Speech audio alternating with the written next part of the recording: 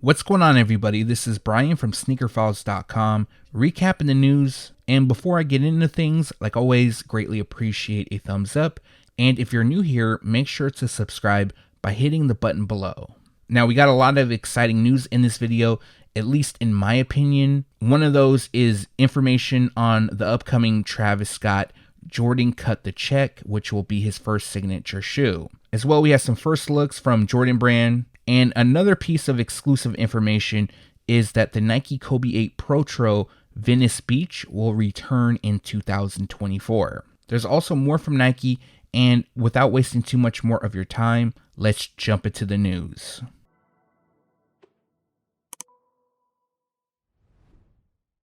I don't feature a lot of Nike Dunks on the channel unless it's an SB or I have a release date. However, this pair I really liked. It's the Nike Dunk Low Anthracite, and the shoes feature an anthracite, pure platinum, and cool gray color combination. Now, what stands out about the shoe is the 3M reflective material across the swoosh. They also have a grid-like pattern on the panels, shades of gray throughout, and a blue semi-translucent outsole. At the time of recording, we don't have a specific release date, but they are expected to debut soon, and the retail price will be $110. We have a little bit of new information on the CLOT Nike Dunk Low What The. Now, we don't have a release date. However, Edison Chen recently shared this photo on his Instagram and said that the shoes will be exclusively available at Juice Store. So I know some people are looking forward to this release. However, it's not going to be available just anywhere. And once I have a release date, I'll make sure to update you, but the retail price will be $120.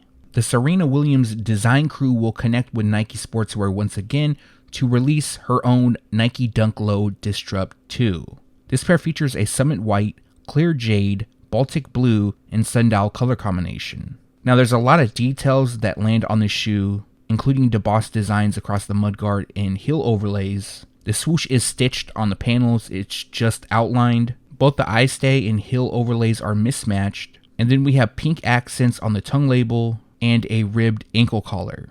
Finishing the look is a white midsole, a translucent TPU heel counter in a jade hue, and then a semi-translucent blue outsole. Now, at the time of recording, the release date is scheduled for August 31st, and the retail price will be $120.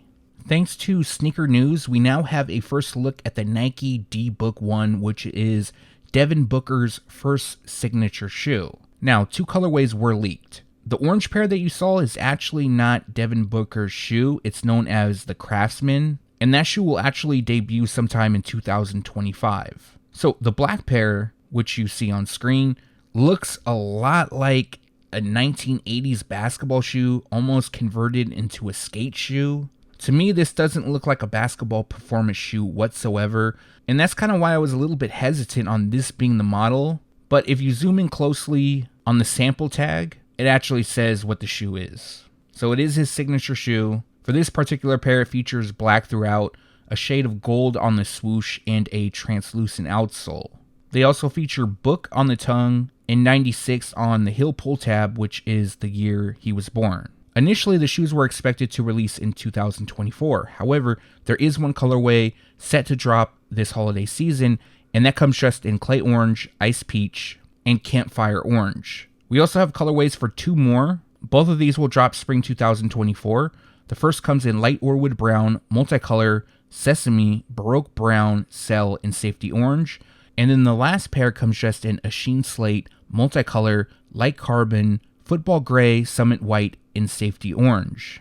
So once I have specific release dates, I'll make sure to update you, and the retail price will be $150 each. Let me know your thoughts on the model down below. For me, I'm not feeling it whatsoever.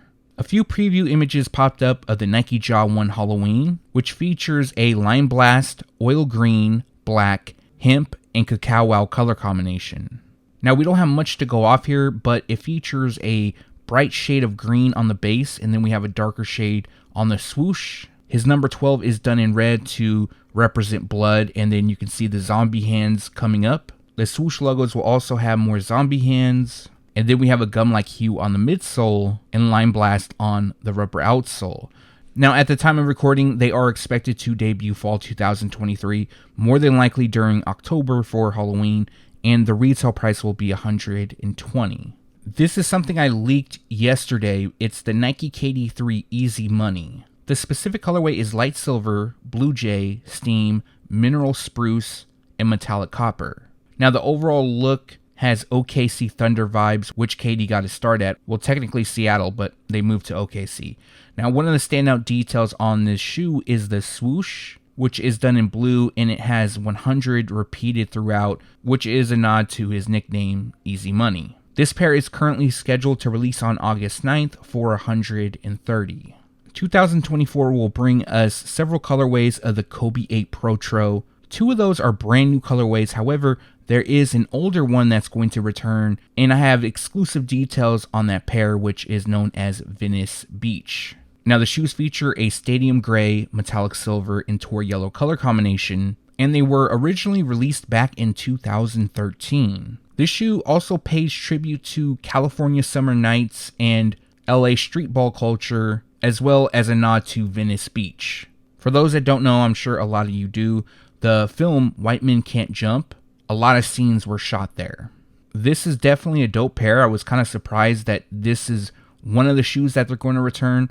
Now, I do have a lot of other Kobe's that are going to drop. Well, not a lot. I know about maybe 4 different colorways that will return, and those will be leaked in upcoming videos, so you'll learn about that soon. Now, I don't have a specific release date, but I was told summer 2024, and the retail price will be $180. Also, these are expected to release in men's and grade school sizing.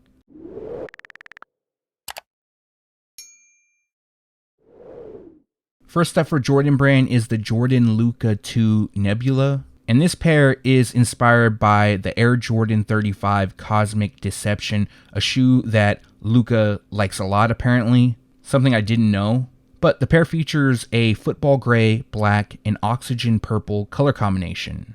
Now through the uppers you can see it features a space-like pattern with pastel shades. Gray is used across the base. There's also a subtle design across it as well. We have black on the branding, a white midsole, and a translucent rubber outsole. So if this is something you're interested in buying, they drop on July 27th in both men's and grade school sizing for $140. Official images just popped up of the Air Jordan 3 Palomino. Now for me, I'm not a big fan of the shoe. However, I am curious to know if anybody who are watching is a fan. I haven't seen too many people talking about them. I've seen a few, but not a lot. But other than that, I wanted to share the official look. And they are currently scheduled to release on July 29th for $200. Official images also popped up of the Air Jordan 1 Low OG Black Toe. Now, we've seen plenty of photos throughout videos. I'm sure you guys seen them on Instagram, various places. So I'm not going to go into the look of the shoe. However, what I will say is that they currently had a release date change. So originally they were scheduled to release on July 28th.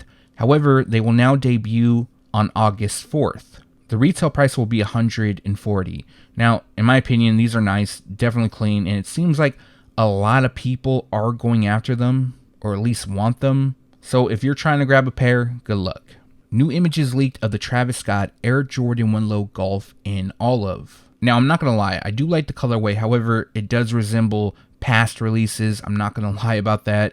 Unfortunately, I don't golf, so I don't feel like it's right of me to try to go after them. I'm sure they're going to sell out regardless. It's Travis Scott. Now, I'm pretty sure I featured this in a previous video. However, I don't think I announced the release date, which we have now. So, the release date is currently scheduled for October 13th, and the retail price will be $170.